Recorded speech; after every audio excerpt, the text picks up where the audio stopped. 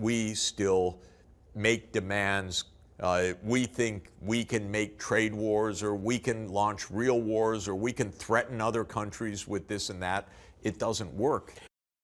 Recently, Jeffrey Sachs went on Al Jazeera English to talk a little bit about the massive shortcomings that is modern U.S. empire building and militarism overseas, especially of the kind that we're seeing play out in Iran, and why the reality of a multipolar world makes these projects totally disastrous. So let's watch, let's react. Please like the video and subscribe to the channel. You said that we're now living in a multipolar world. With major powers like Russia, China, India asserting their own influence, whether that's economic or political. You've also said that the U.S. sort of state is in decline. Can you explain why you think that is and how that's come to pass, where we have this new arrangement of power? We have a new arrangement of power because these other parts of the world have made a lot of economic and technological progress. So China was a poor country 40 years ago. It is now a quite wealthy and technologically advanced country. I'd say it's at the cutting edge of many of the most important technologies. How did they get there? Very hard work, very high investment rates, very good strategy, serious planning. They thought ahead, they worked hard at it, and they were successful. This is the main fact. A second fact is a basic technological fact, which we kind of understood in the Cold War and kind of forgot after 1991, but it's a real truth every moment of our lives. And that is because of nuclear weapons and because other countries have a lot of them, we can't defeat those countries. So the world's intrinsically multipolar in the sense, don't mess with another nuclear superpower, can really wreck your day.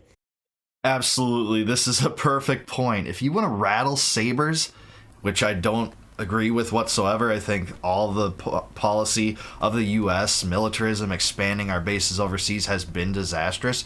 Definitely don't do it with nuclear powers. It doesn't make sense. And now we're in this multipolar world where those powers are willing to fund proxies of their own in wars against us. So Russia's willing to do that in Iran, in Syria, China's a BRICS country too. And we're locked into these proxy wars with nuclear powers where we're not fighting a hot war, but it's always senseless. And you can't just overthrow the regimes of these nuclear powers without massive, massive risks that no one's willing to accept. We know that by looking at North Korea. They have nukes. There's not really regime change on the table compared to, say, Gaddafi, that did get overthrown by a US-led NATO coalition. And look, I think the reason for this multipolarity is because the United States government squandered so much the unipolar moment, that moment where the Cold War ended, Russia was reunified as a federation, the Berlin Wall fell down. Well, what did the U.S. do at that time? Instead of, keeping the peace around the world and not allowing antagonism and these other powers to rise to such an extent, it immediately embarked on militarism. We had the Iraq War. In '93, we had the Mogadishu disaster, CIA coup attempt on Saddam in the mid-'90s. We had more missiles going into Afghanistan and Iraq, the Balkan Wars. The U.S. never let up, and this was all disastrous. And this really squandered that unipolar moment because the neocons took advantage of the situation and made it worse for the United States, relatively speaking, in terms of global power. And we forgot that after 1991. Why 1991? Yep. That was the year that the Soviet Union dissolved into 15 states. And the American elite said, okay, now we really are all alone. We are the world's sole superpower. We treated Russia absolutely stupidly, abused our power, which was real, but abused it to the point where we ended up having a full-fledged war. It's in a way a proxy war in Ukraine, but it's a war between the United States and Russia, actually. It's not described that way in our press, but it is that way. And the point I'm making is you can't win a war like that, because if you win, you lose. Russia has thousands of nuclear warheads. It's not going down. Right, you can't have an endgame with a country like that that's regime change, which I know that's the go-to US foreign policy. But with Russia, if you make regime change the endgame, it just spells your doom. So's a no-fly zone, so's Ukraine and NATO, which, guarantees a hot war and the invocation of Article 5 of the NATO treaty. This is madness, but this is what our rulers think, that somehow, we can just rattle sabers with them all day long, antagonize them like we have since the 90s. This is never brought out in mainstream media, but the U.S. had decided to expand NATO all the way, contrary to what James Baker told Gorbachev in the 90s under Clinton, and eventually include Ukraine in it. The U.S. also bombed Serbia, and a European country, for 42 days. The Russians were not pleased with this. All this precipitated the conflict we're seeing now. Sachs is entirely right. And if you lose on the battlefield with conventional, you lose again. Yeah. So this whole Ukraine adventure was forgetting that there was already intrinsically a multipolar world, simply because there are multiple powers with many nuclear arms that can ruin your day, that can end up destroying our country and the world. So the fact of the matter is, the United States is 4.1% of the world's population. We have 335 million people, approximately. The world is 8.1 billion people. There are a lot of other people. They don't see it the way that Washington sees it, that Washington runs the show. But I know Washington till this day has the delusion that they run the show. Does that delusion make it hard for the United States to maintain its current footing or even regain power? You can't regain unipolarity, or you can't even regain the position the United States was in 30 or 40 years ago in relative terms, because China is China now, an advanced, technologically sophisticated, militarily powerful country. Not an enemy, in my view, at all, but so powerful, we better not go to war with China, that's for sure. Indeed, and here's where Sachs differs from people like Mearsheimer, who is really intent on containing China and their rise. I fall into more of the Sachs camp here, and I pull no punches when it comes to this, because, some people on the populist right think China's a supervillain akin to what the liberals think about Russia. And it's just so stupid that we would want to antagonize our third greatest trade partner in such a way and, supply military vessels and military might and resources that can allow the projection of military power throughout the Pacific, which is done to a far greater extent than it ever has right now, maybe over Taiwan. And just this is setting up for another potential proxy war with Taiwan against China for the future that I dread. That prospect is just dreadful. And China's a nuclear power too. That would not go well. Having a proxy war against another nuclear power, one that's even more powerful than Russia in many metrics, would be disastrous. So he's totally right about this. We can't recreate the unipolar moment. We have to deal with the fact that these other superpowers have nuclear weapons and formulate our foreign policy around that, instead of trying to formulate it around this idea of domino theory and regime change and all the madness that has swept through the last century of U.S. foreign policy. It would end up either blowing up the world or defeating us or doing something completely no good outcomes, totally disastrous. Do the American policymakers understand those realities? Do they understand that India has changed? Because India was, in the American mind, an impoverished country that we could bring around to be enemies of China and so forth, which is what they try to do. They don't understand India is making remarkable advances economically and technologically, is a nuclear superpower, has a space program that is very active, is in the forefront of digital technologies. So this is the truth of the world, but we don't understand it. We still make demands. We think we can make trade wars, or we can launch real wars, or we can threaten other countries with this and that. It doesn't work. Yeah, it definitely doesn't work. And what he said about India is true. India is actually in a unique position because although they are a BRICS country and part of the BRICS alliance, Modi is particularly close to Trump. So he's treading something of a middle ground between the BRICS countries and the US in a way that none of those other countries really are. And that actually puts India in a situation where it could be very beneficial. They might not be harmed militarily by, US military might, but they also could be harmed by not choosing a side ultimately. So we'll have to see how that pans out. But India is another case where it's a rising power that has nuclear weapons. So is Pakistan on its border. Not nearly the military power that India is, but that is a concern too. Pakistan's a nuclear power. There are many more nuclear powers now. And guess who else is? The only country in the Middle East is Israel. The only country in the Middle East with a nuclear weapon, bombing another country on the suspicion that it has a secret nuclear weapons program. You can't make that up. Under Trump, the U.S. has withdrawn from the World Health Organization, the United Nations Human Rights Council, the Paris Climate Agreement. He's also imposed significant tariffs on allies like Canada and the European Union. What's your take on the broader impact of these kinds of moves? The idea of the Trump administration is we shouldn't be bound by things like the UN. That's stupid. We shouldn't be bound by treaties. We are sovereign. We have power. We should use our power. This is, in my view, not very sensible as a kind of high-level approach. It's a little bit like saying you go to the traffic light and traffic light's red and you say, I'm walking anyway. Who's going to tell me what to do?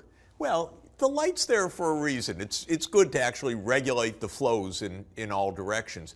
Trade rules are not to harm the United States. Trade rules are to act like a traffic light to make sure that the trade flows in a systematic way according to rules that are common to all countries.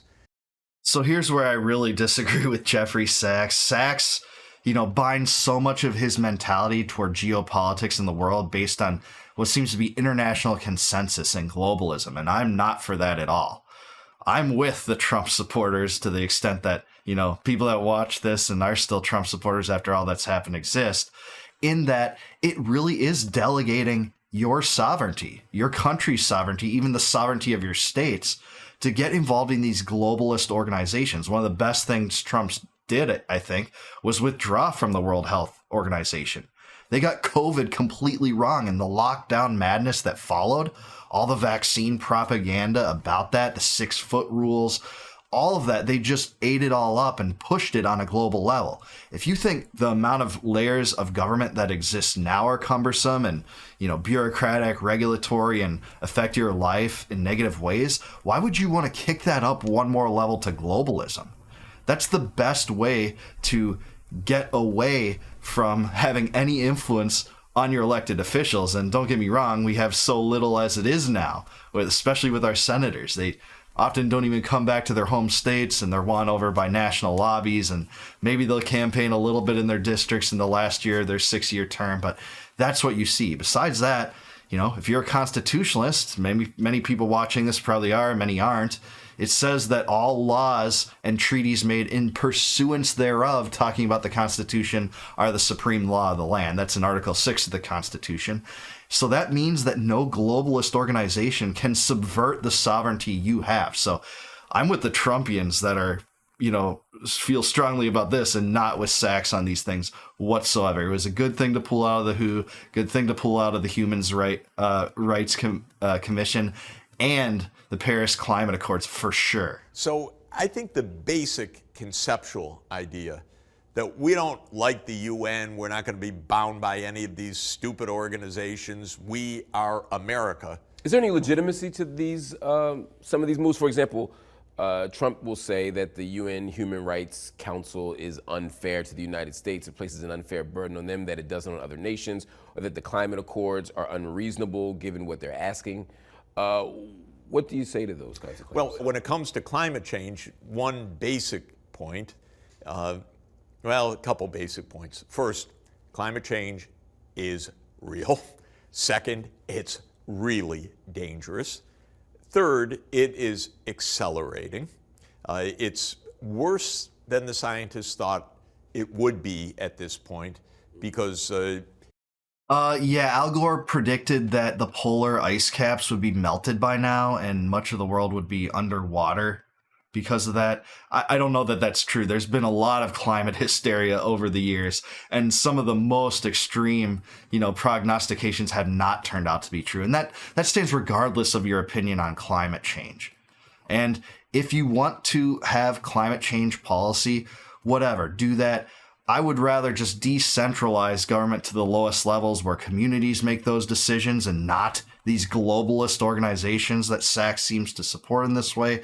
So, yeah, I'm really against what Sachs is saying here. Climate studies aren't my forte. I won't claim to be like an expert in that or whatever, but clearly some of the most radical prognostications and predictions regarding climate have not turned out to be true, contrary to what he just said. in the last few years, the rate of the Earth's warming has dramatically increased, and the scientists are trying to figure out what's going on. But we're reaching very dangerous levels on the planet. That's why all the forest fires, the Category 5 hurricanes, many, many terrible things are happening around the world. So that's all true. Then comes President Trump's claim that the Paris Agreement is against the United States. The Paris Agreement doesn't mention the United States, so it's not against the United States. It's an agreement of 196 countries. All the rest that we should be sitting down with Russia, with the Saudis, with Canada, with China, with India, with other big emitting countries and saying, all of us, we got a problem. What do we do? That's what we should be doing, not walking out the door. All right, so one thing he said, again, this is not really my expertise, but he said that the projections of the warming effect have gone way further than has ever been thought before by scientists, how it's panned out recently. But really, the U.S. and, scientists around the world generally only have, 150 years worth of data, I think, on that. So to go back to, the Middle Ages or antiquity or prehistoric times and try to measure those things, it has to be either by, predictive models or through like journal entries where they talk about crop yields and things like that.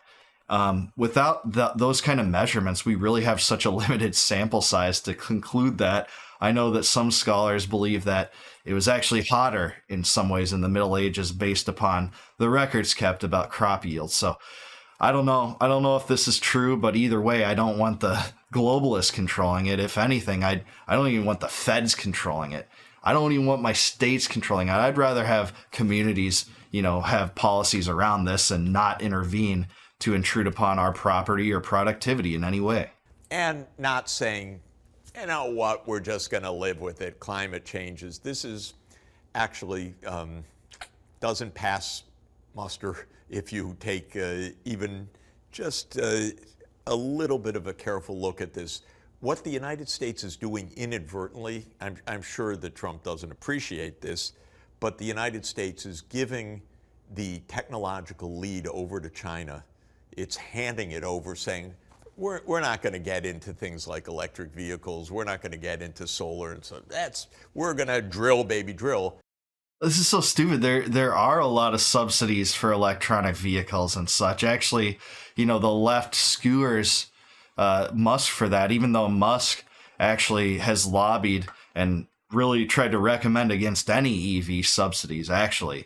And it would be a conflict of interest if he was trying to, rally for them. He's on the record of not supporting them. So the U.S. does do that. There's lots of energy subsidies, green energy subsidies. There's a huge movement in the country for the Green New Deal and to subsidize and fund sources of energy that Americans don't innately choose based on the market. And don't get me wrong, the market is rigged because of these subsidies. Because of these subsidies that are given, Americans are innately drawn to products they may not have embraced otherwise. That's why free trade is better. Let consumers decide the type of energy they want.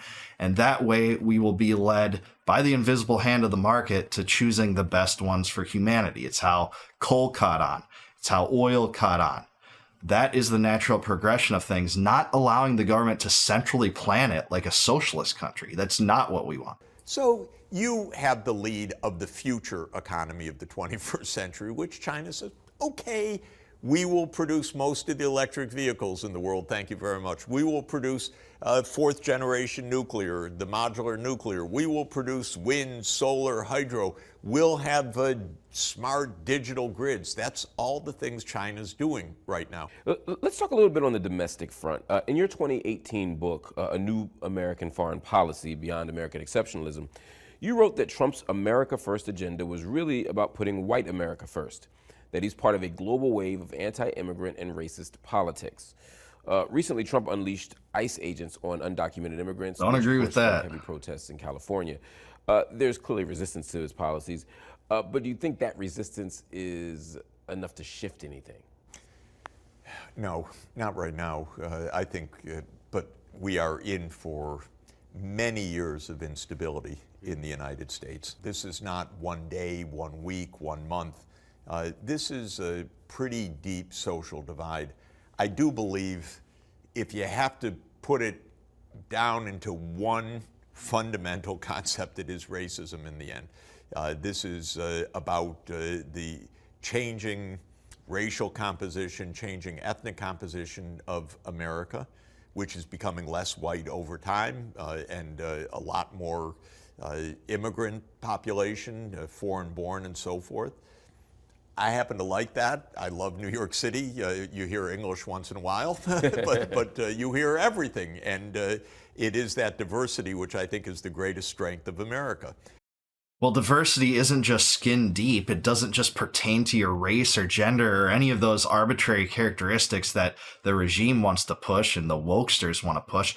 Look, this is so stupid. This is the dumbest criticism of Trump, to say that the America First movement is, comes down to racism. It's about supporting white people. This drew in workers of all kinds. I think Trump did better with Hispanics than any other president ever.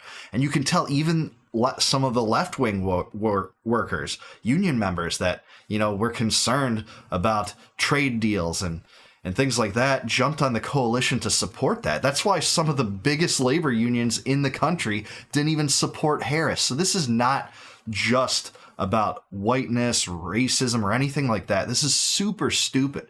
Countries like Japan and China have almost zero immigration from non-Asian peoples. Actually, almost zero, but they never get the same rap. You'll notice that Sachs didn't mention that in terms of China. Their policies have manifested in a way that completely preserves the Han populace in China, the Asian populace there. But for whatever reason, they don't get this racism rap like the United States does. So this is an area where I totally disagree. It's probably the biggest disagreement I've ever had with Sachs, actually. But that's not the view of Trump's base. And that, I believe, is probably the fundamental motive force. It would be denied, but I think it's the fundamental motive force. There is a point, by the way, that I do agree with the rhetoric, not any of the action of Trump. And I think any country should have borders that are regular and policed. I don't think a rich country like the United States can have open borders. 1 billion people would show up. That would not be manageable. That would not be right. It would not work. And so I don't think that the alternative is to say, no, we don't have any borders. I think what is awful about the way things are done is the cruelty of it. And part of the game of this administration is cruelty. Yeah, on this, I take the Murray Rothbard and Hans Hermann Hoppe approach here in terms of border policy, and I think the ultimate libertarian solution is to abolish state borders, privatize that land, sell it to bidders, and then each property owner exercises individual discretion over who comes and enters. That's my ideal. I know we don't live in that world. I get that. But I just don't get why Republicans so adamantly, really banner wave and support a uniform border policy at the federal level, because we've had that essentially since 1875. We've had the feds controlling it, even though the Constitution doesn't grant the feds that power. The naturalization clause doesn't pertain. That's a pathway to citizenship, not restrictions on immigration. But in 1875, Congress passed the Page Act, which allowed for federal regulation of immigration for the first time. But before that, states actually had individual discretion over who to allow from as far as foreigners or not to allow. And that allowed states like, hey, maybe Texas wants a stricter immigration policy, they can get it. Maybe California doesn't, they can get it. And then the states can create their own borders to choose whether to allow foreigners or not. They can't do that for Americans. Americans have the rights of the privilege and immunity clause, citizens to pass through each state and their body and property can't be seized. But this is the folly of a uniform immigration policy, I think, and it's better to decentralize it or, in the ideal, privatize it. They're trying to shock and awe. They're trying to scare the hell out of people. And they are, by the way, scaring the hell out of people. They are arresting my students. I don't like that, of course. I mean, nobody can like that. And it is to instill the fear factor. That does not make America great. That is really sad. And it's not a superficial thing, and it's not something that's going to go away in a short period of time. Yeah, we heard a lot of stories about how Trump supported all these mass deportations. Lots of the MAGA base supported him for that and that rhetoric. The whole build the wall from the first term, that thing. But it turns out like the most of the deportations that seem to have happened seem to be directed toward either legal resident aliens that criticize Israel or non-resident aliens that criticize Israel. Now, you have to have some criteria, I guess, if you're going to enforce immigration. Again, I don't think it should be at the federal level. That wouldn't be my preference. But to go after legal residents only because they're critics of Israel, and you just spent the last 4 years demeaning the left for censorship and freedom of speech violations and collaborating with state agents to suppress speech on Twitter, and then you're going to say, hey, this is our criteria to suppress free speech in America. If it's a residential alien that is legally here, like Mahmoud Khalil, they sent, I think, over 200 people to the most rotten and dangerous prison in Honduras over this. So that's crazy. But anyways, I'm totally with Jeffrey Sachs when he talks about empire building, the follies that befall it, what the U.S. has to grapple with in a multipolar world, why the regime change process is always disastrous, why the U.S. is pulled into these excursions and, orchestrates them always to the detriment of the taxpayer. But he does get there from a different position. He believes in more international consensus and globalist, and I believe, in what I call true America first, or I should say America only. I don't want to be embroiled in the rest of the world, but I want the sovereignty to remain in my country rather than these globalist organizations. It's not good enough for me to bolster my cases against wars based on what other countries think. That's just not how the American spirit should be. We're an independent spirit. We were made to be decentralized. We have a compact, the Constitution, that created a federal government for limited purposes. Now, that vision's pretty much gone by the wayside, but that was the original idea. So, anyways, that's my thoughts, but I want to hear from yours. Let me know in the comments below. Do you think that Jeffrey Sachs made some good points here? Do you agree with what he says about living in a multipolar world and the follies of U.S. empire building? Let me know down below. Like the video, subscribe to the channel, and please consider becoming a YouTube member or a Patreon patron to support me. I'd really appreciate that if you consider that. And until I see you guys next time, no more war, no more debt, no more inflation, and no more empire. Peace out, guys. I'll catch you in the next one.